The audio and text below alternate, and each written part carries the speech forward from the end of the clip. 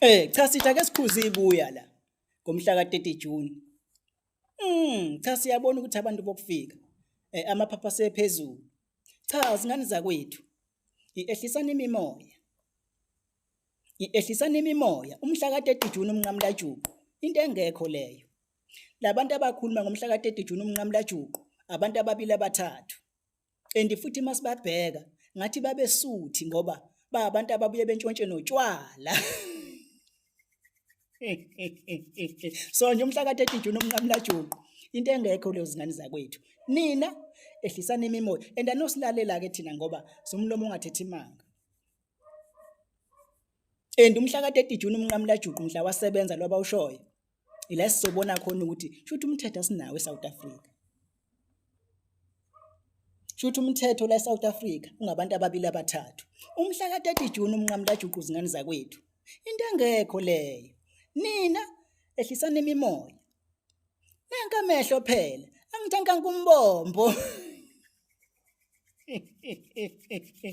Awu bandla, sake sanitshela kodwa sathi anisuka umthetho nini.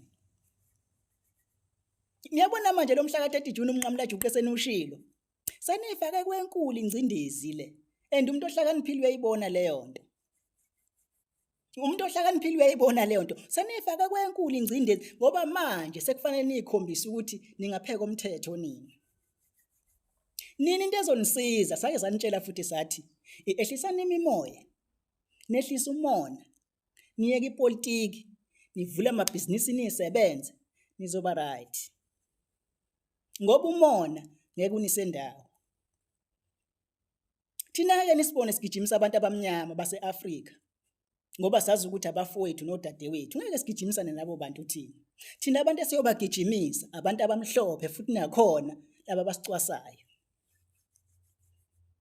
Abantu base-Afrika abamnyama njengathi ngeke sigijimisane nabo bantu thina.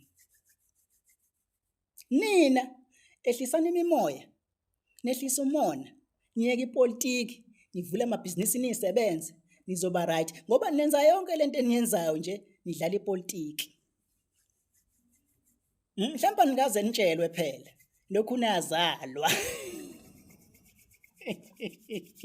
Cha zingane zakwethu bengithi nje angithi ehlisani imimoya. Umhla ka-30 June umnqamulajuqu.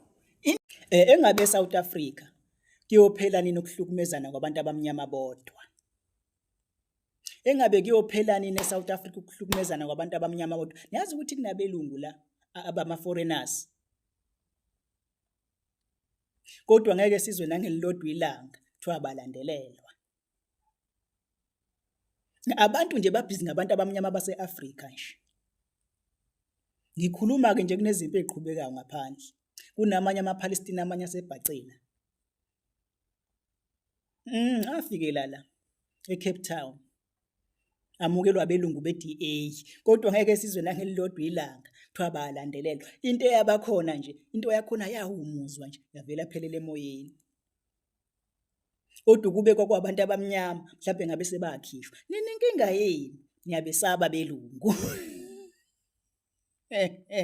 Yeah, thina sesinibonile impela ukuthi nini inkinga yini? Niyabesaba belungu. Bese niqamba amanga la nithi, "Hey, thina sihlala nabelungu, thina sokhipha abantu esihlala nabo, ninamanga." Niyabesaba belungu.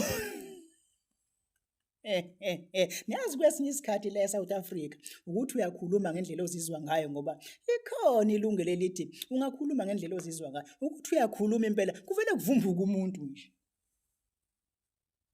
Kuvumbuka umuntu impela sempongoloze sethi ubani lo ake siphi location yakhe. Awu. Uthi uyambheka lo muntu uvela ubone ukuthi hawu. Lona njengalona mangathi impela sengimphili location yami. Engenzani? Awu ukuthi impela uyahlala impela uyathula nje uvela ubone ukuthi wa.